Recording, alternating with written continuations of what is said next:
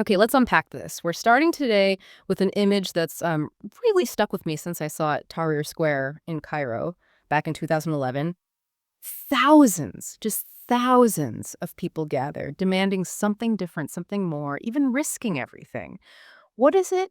What drives that? Well, when we look at the source material for this deep dive, Mm. they really point to a core human need, Hmm. the desire for a fair shake, for opportunity that isn't just for, like, a privileged few, Right. for a government and a system where the rules aren't, rigged against you. Yeah. That kind of yearning for fairness, for opportunity, it's a powerful engine. And that gets straight to the heart of the massive question we're wrestling with today. Why are some nations prosperous, thriving, innovative places to live and work, while others just seem stuck in cycles of poverty and, well, stagnation? Yeah, it's the huge global puzzle of inequality. Ex- And our core source material for this exploration, it draws heavily from the work of Daron Acemoglu and James A. Robinson, particularly their book, Why Nations Fail. Plus, various discussions and analyses that have sprung up around their central ideas. So our mission here is to dive into these sources and pull out the most important insights, the nuggets of knowledge, if you will, to understand the fundamental forces at play. Why do these massive differences exist between countries? This isn't just academic theory. It shapes business decisions, individual lives. I mean, how we understand the world around us. It's really about getting a handle on the underlying structure, the invisible architecture of societies. And the sources immediately hit you with this incredible, visual example to illustrate their core point. Imagine the city of Nogales. Oh yeah, Nogales. Arizona, Nogales, Sonora. Same city, right, but split by the U.S.-Mexico border. You have people with shared culture, shared history, same basic geography right there.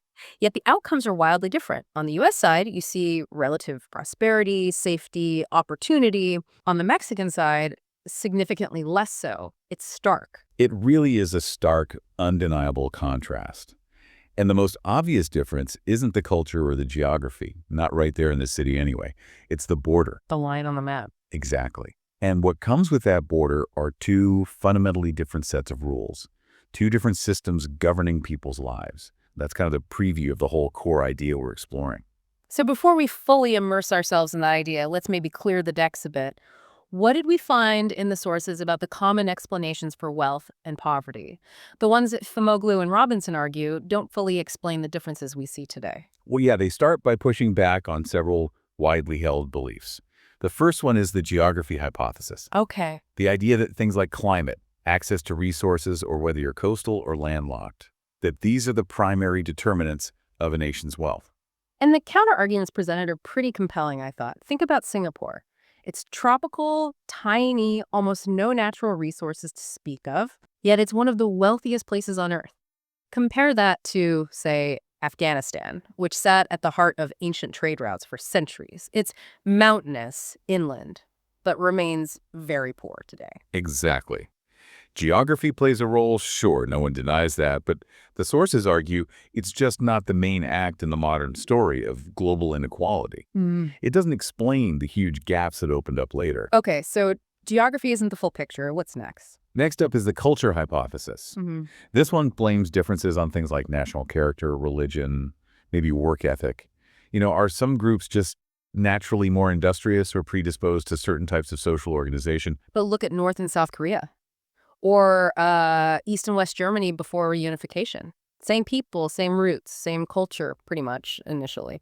Radically different economic trajectories and outcomes depending on which side of a political line they fell. That divergence, you just can't explain it by culture alone. No, the evidence there seems pretty strong against culture being the primary driver. And there's one that's, well, really tempting.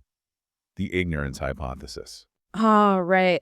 This suggests that leaders in poor countries just don't understand economics, or maybe they just need better advice from outside experts to implement the right policies. They're just ignorant of how to create prosperity. And the sources strongly, really strongly reject this. They argue that leaders in poor countries often understand perfectly well what policies would spur growth. They know it works. Well, they often do, yeah. The reason they don't implement them isn't ignorance. It's because those reforms would threaten their own power, their wealth, their privilege. Getting it wrong is often a deliberate choice made to maintain control. That's a crucial point. It's not incompetence, it's incentives. Exactly. And finally, there's the resource curse. The idea that having lots of oil or diamonds is actually bad for you. Sort of, yeah. The seemingly paradoxical idea that having valuable natural resources actually makes a country poorer due to corruption and conflict. But then you look at Norway, massive oil wealth, but it's a stable, prosperous, relatively equal society. Right, compare that to Nigeria or Venezuela. Vast oil reserves.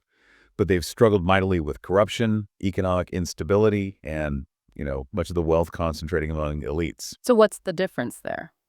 The sources argue the resource itself isn't the curse. It's about who controls it and the rules surrounding its extraction and distribution.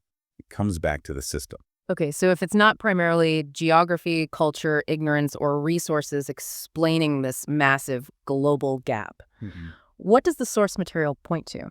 Their core thesis, the central argument, is that the defining factor is the institutions a society lives under. Okay, institutions. That sounds like a bit of a dry academic term. How did the sources define this invisible architecture you mentioned earlier? Yeah, it can sound that way, but think of institutions as simply the rules of the game for society. The rules we live by. Exactly. These are both the formal written laws, constitutions, property laws, business regulations, and also the informal rules, the unwritten norms, customs, traditions. These shape how people interact, how power is exercised, how the economy functions. So they determine who gets opportunities, who can participate. Right, and what the incentives are for people to invest, to work hard, to innovate.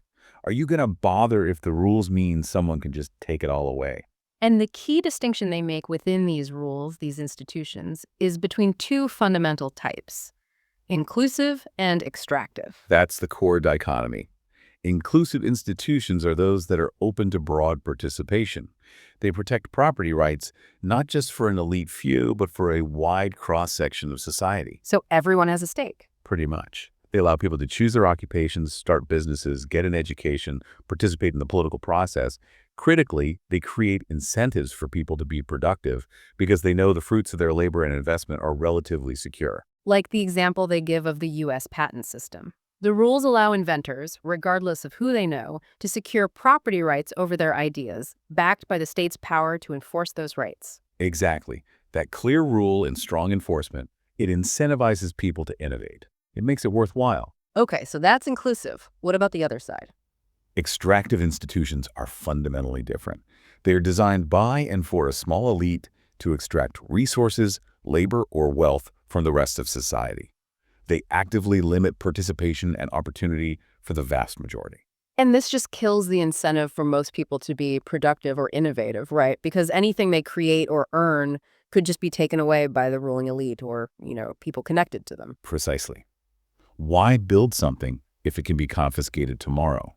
Why invest? Why innovate? So the risk is too high. Way too high. And the sources are just full of examples of these extractive systems throughout history and even today. Colonial systems like the Spanish comienda and mita in Latin America. Forced labor, essentially. Yes, forced indigenous labor for the benefit of Spanish colonizers and the local elites they empowered. Or think about the Dutch basically destroying the population of the Bonded Islands just to create a spice monopoly. Absolutely. And more recently, examples like Myanmar's military regime stifling economic freedom, or how oil wealth in countries like Venezuela or Nigeria primarily enriches a narrow group with political connections. Or even monopolies, right, like Carlos Slim's in Mexican telecommunications, which the sources say were maintained through political ties rather than open competition. Exactly.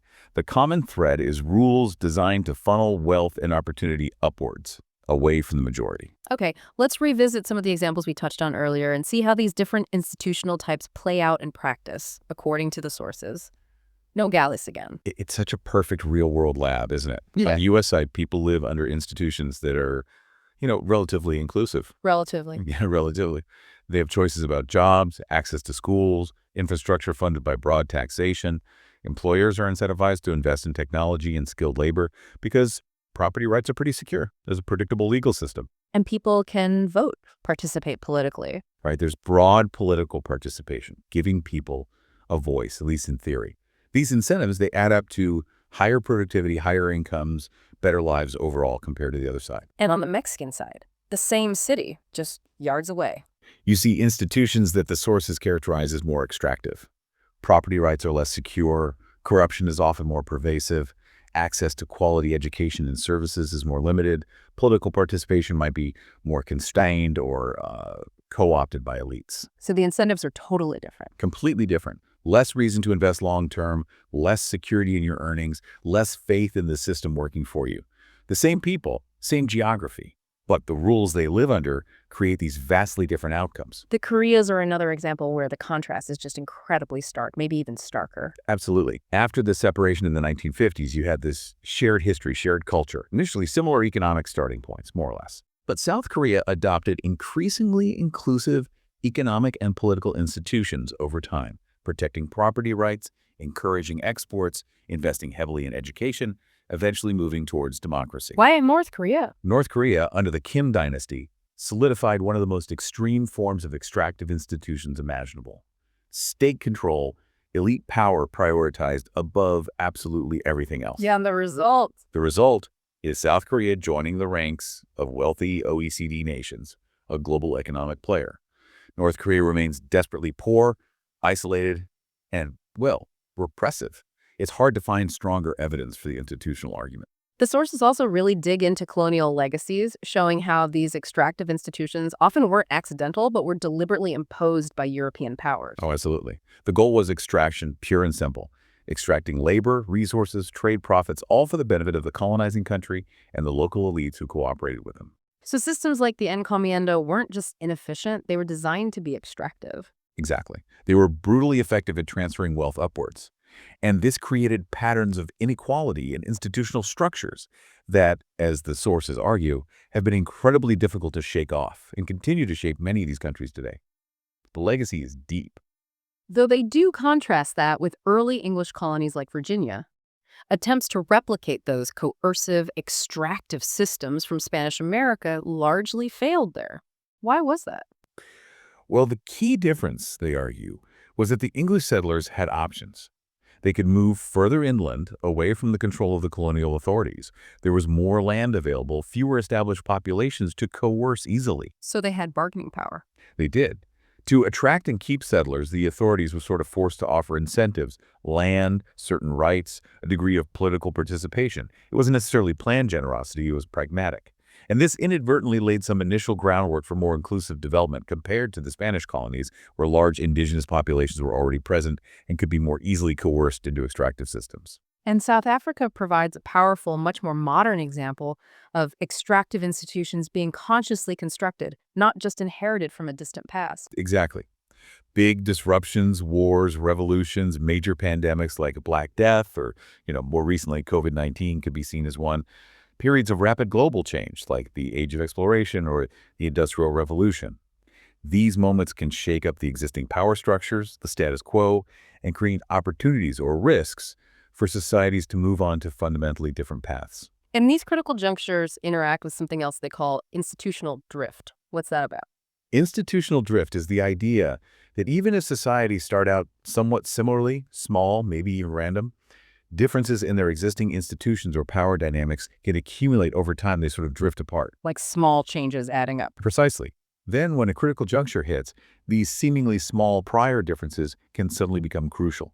They can determine whether a society pivots towards a more inclusive path or doubles down on an extractive one. Can you give an example? The classic one they use is the Black Death in 14th century Europe. It killed huge numbers of people everywhere, a massive critical juncture.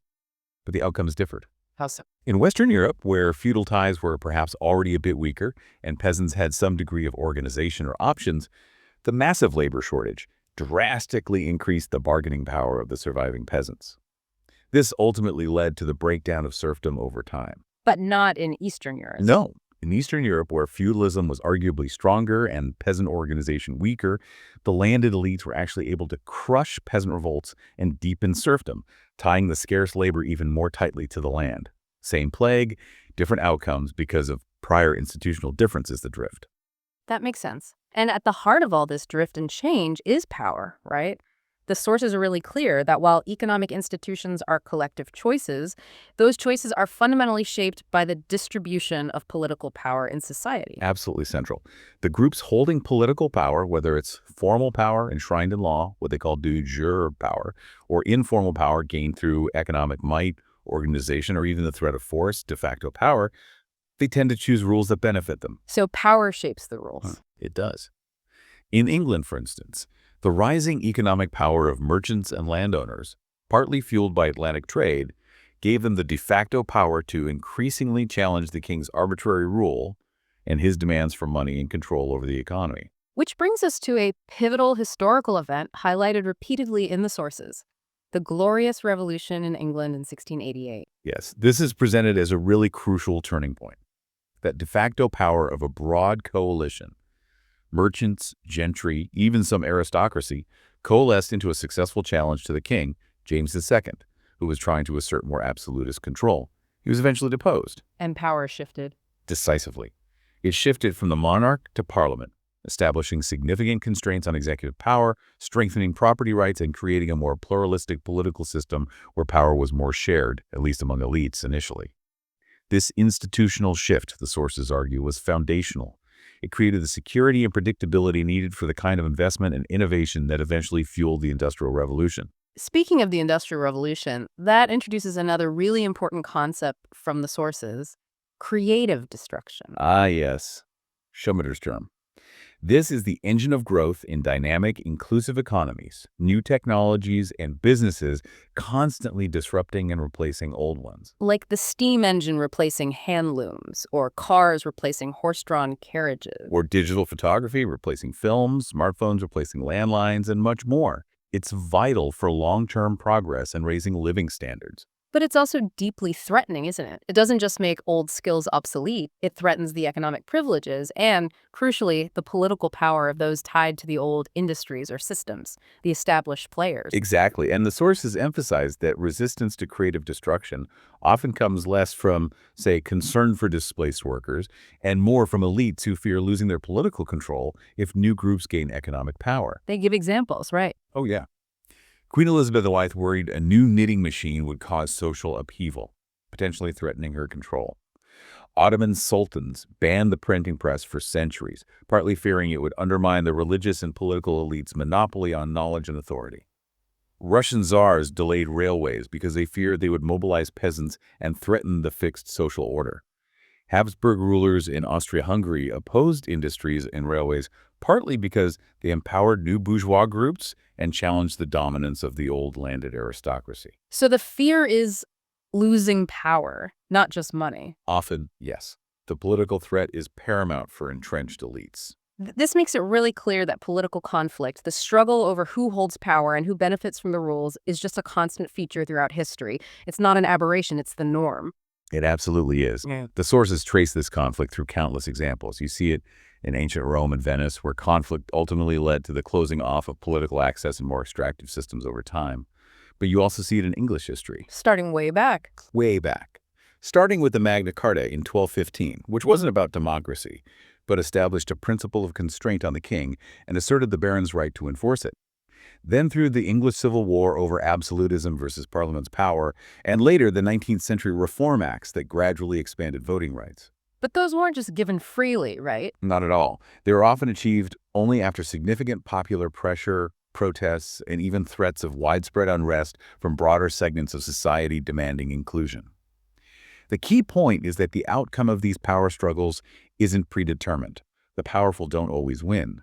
Change is possible. And the outcome of these ongoing struggles helps determine whether a society gets locked into a virtuous circle or a vicious one. Right. The virtuous circle is the positive feedback loop. It happens when inclusive political institutions characterized by pluralism, constraints on power, broad participation, create a foundation that supports inclusive economic institutions. Like secure property rights for many, open markets, opportunities. Exactly. This then tends to broaden the base of economic power in society, making it harder for any narrow elite to capture and rig the political system for their own benefit. Things like a free press and independent courts help reinforce this by holding power accountable. And the vicious circle is the opposite, the negative feedback loop. Precisely. Extractive political institutions where power is concentrated and unconstrained allow elites to set up extractive economic rules.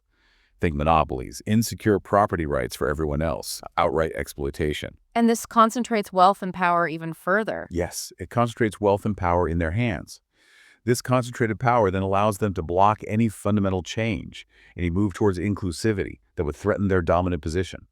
This reinforces their extractive political control in a self-perpetuating cycle. It's Yeah. hard to break out of. The sources use examples like Guatemalan elites using their political power to seize land during the coffee boom, Right, consolidating their economic and political dominance.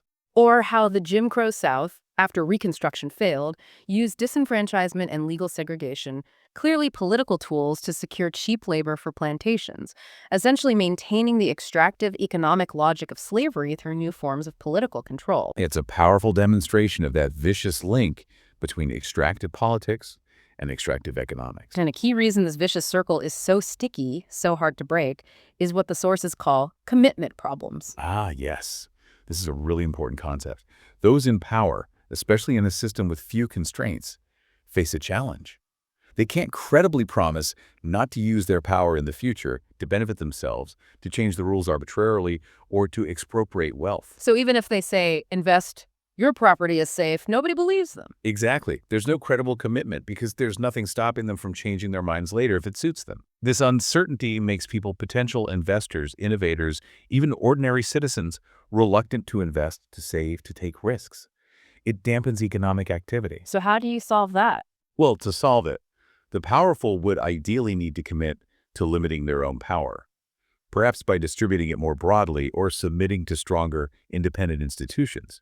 But they don't want to do that. Naturally, they're usually very reluctant to do that because giving up power means giving up their ability to extract rents, to take that large slice of the pie, even if their extractive rules ultimately make the entire pie much smaller for everyone else.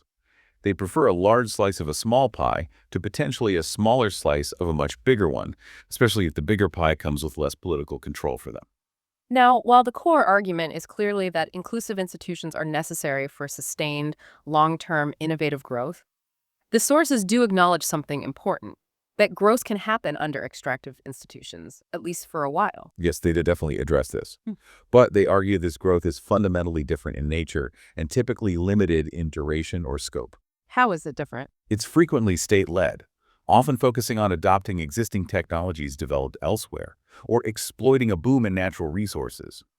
Crucially, it happens when the ruling elite sees this particular type of growth as strengthening their hold on power, not threatening it. They direct resources to favored sectors or projects that benefit them. And the examples given include things like the rapid state-driven industrialization in the Soviet Union under Stalin. Right, huge increases in heavy industry, but based on mobilizing resources coercively and copying Western tech, not bottom-up innovation. Or the immense economic growth we've seen in China in recent decades. Exactly. China is a major case study. Remarkable growth, lifting hundreds of millions out of poverty. But the sources argue this growth, while impressive, relies heavily on the state directing investment and adopting existing technologies, often under politically controlled conditions. And the argument is that this kind of growth eventually hits limits. That's the prediction. Yeah. Because it generally lacks the broad-based, bottom-up innovation and, importantly, the creative destruction that comes from truly inclusive institutions with secure incentives for everyone.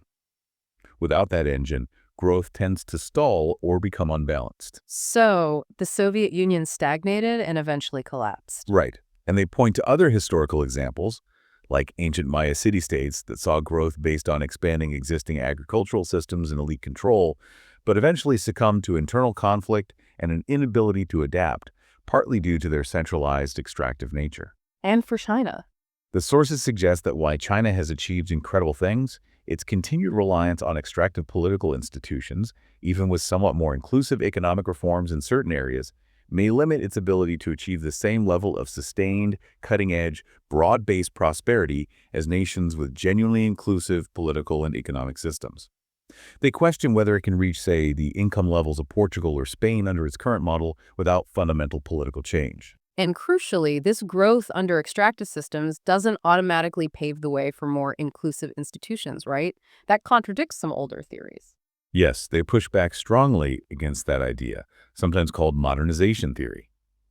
The elites often see the growth generated under their control as reinforcing their extractive rule, providing resources to maintain stability and co-opt potential opposition, rather than seeing it as something that undermines their power. The incentives are different. Okay, it's a powerful framework, a very compelling argument. But the sources also touch on areas of nuance and critique, right? It's not presented as the only factor ever. For example, how does this institutional focus interact with other big explanations, like Jared Diamond's emphasis on geography and guns, germs, and steel? That's a good question. Diamond's work is hugely influential for understanding very long-term historical disparities, like why Eurasia developed agriculture and certain technologies faster than, say, the Americas or Australia. Those deep geographic factors mattered immensely over millennia. But Acemoglu and Robinson focus more recently. Yes, their argument is more focused on explaining the divergence we've seen, particularly since the Industrial Revolution, the huge gap that emerged and widened over the last few centuries between the rich and poor nations of today.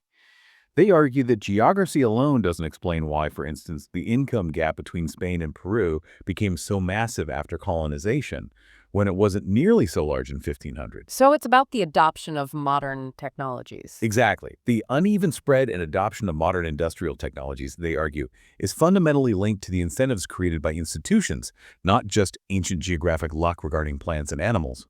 Institutions determined who could benefit from and adopt these new ways of doing things. The sources also bring in perspectives from other fields, like complexity theory, as a potential nuance or alternative lens. Right. The idea there, drawn from some discussions around the core work, is that societies are incredibly complex systems. Their behavior, especially during major shocks or transitions, those critical junctures can be highly unpredictable, almost chaotic. So it's not just about good or bad institutions. Not entirely. The argument is that rather than being inherently weak or strong, based only on their institutional type, some societies might collapse or shift drastically during these volatile periods simply because they can't process the incoming information fast enough or predict how their own complex system will react to the stresses. They might get pushed into a new, less favorable state, a different basin of attraction, as complexity theorists might say. So vulnerability during change, not just inherent weakness. That might explain things like the devastating collapse of many indigenous American populations after the arrival of European diseases and conquest. Possibly. It was a massive, multifaceted, shock epidemics, violence, new technologies, different political systems, all hitting at once. It might have just overloaded their societal system's ability to adapt or respond predictably. European societies also faced devastating epidemics, like the Black Death, which caused huge shifts. But perhaps not simultaneously with an overwhelming external invasion force imposing entirely new rules. Right, the context of the shock matters.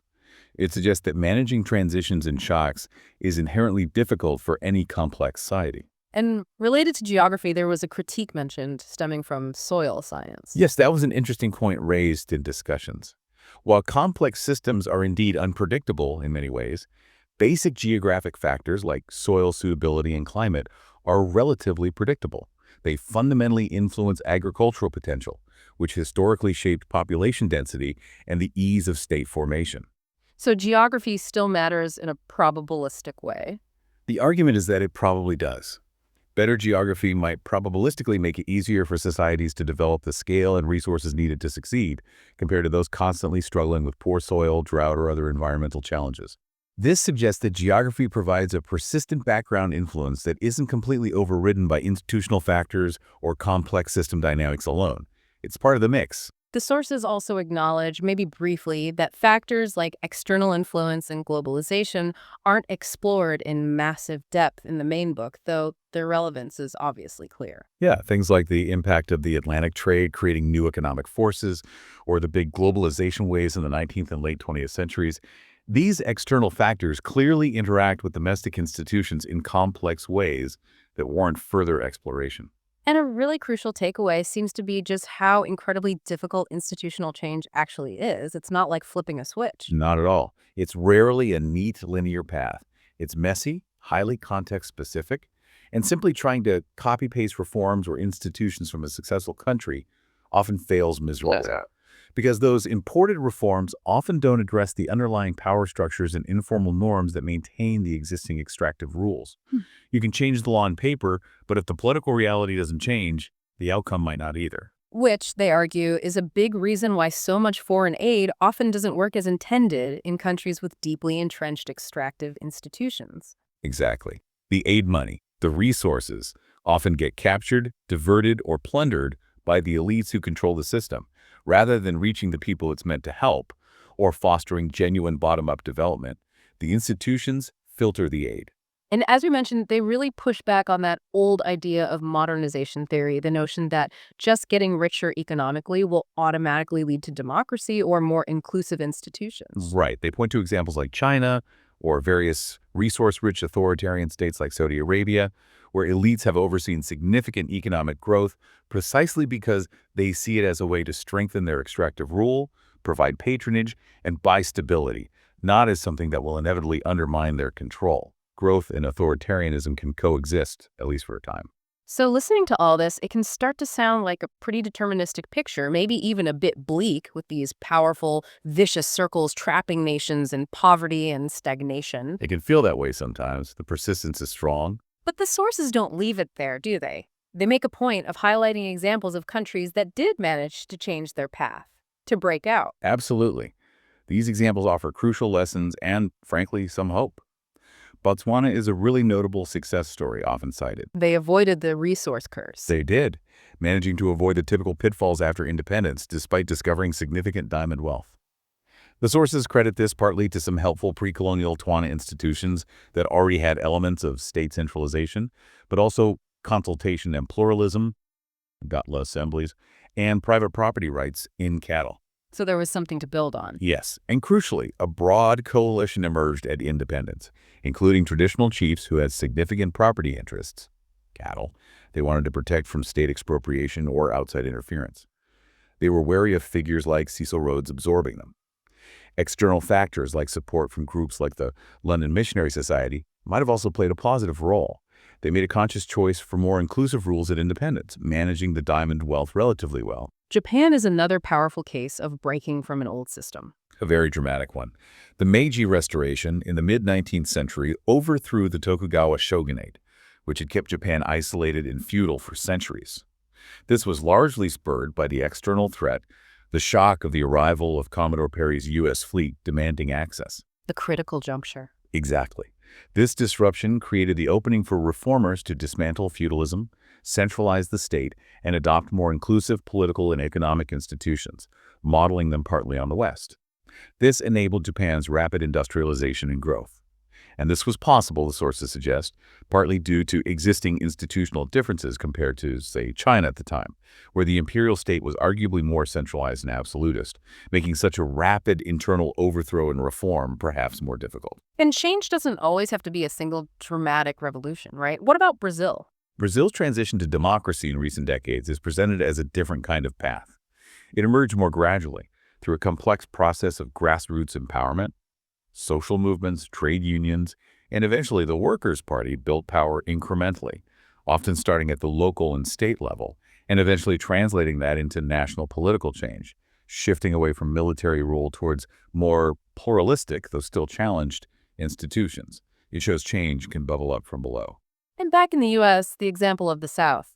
The extractive Jim Crow system wasn't overthrown by the Southern elite deciding to change. Definitely not. It was fundamentally challenged and dismantled by the civil rights movement, a broad coalition, primarily of Southern black citizens demanding their basic rights, who strategically leveraged support from more inclusive federal institutions, like the Supreme Court and federal legislation, against the entrenched local extractive system. And economics played a role, too.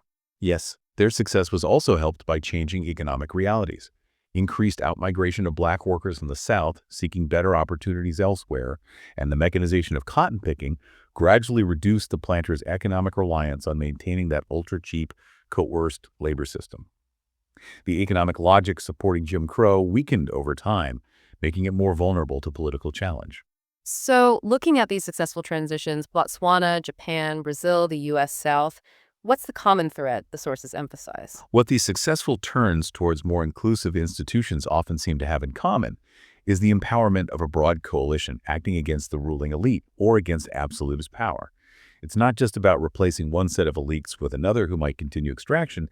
It's about fundamentally changing the distribution of political power so that it's more widely held, more constrained, creating genuine pluralism.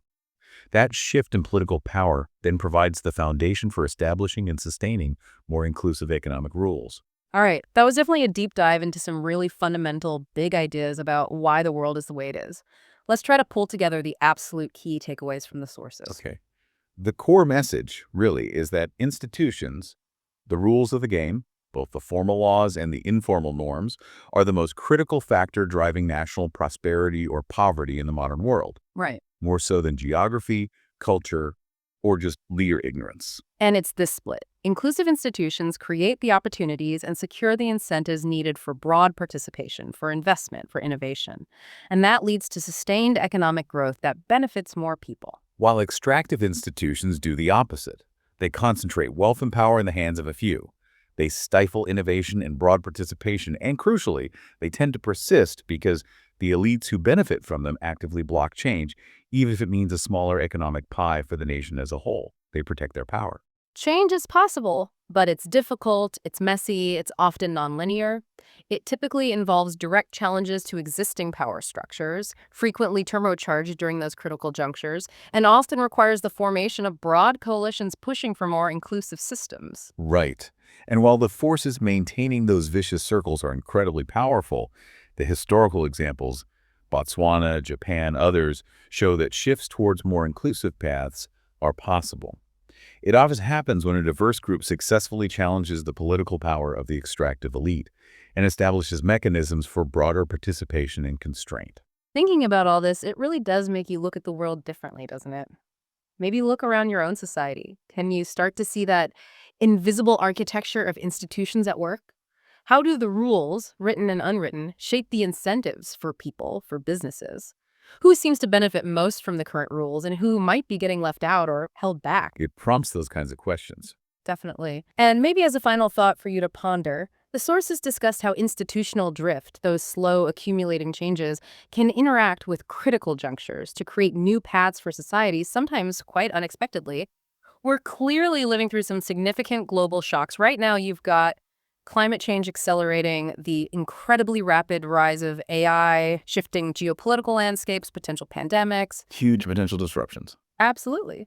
What role might these play as potential critical junctures? And maybe more intriguingly, how might they interact with the existing institutional paths and patterns, the drift of different nations today? Could these shocks potentially create entirely new trajectories towards prosperity or indeed failure in the coming decades, depending on how different societies with their different institutions respond?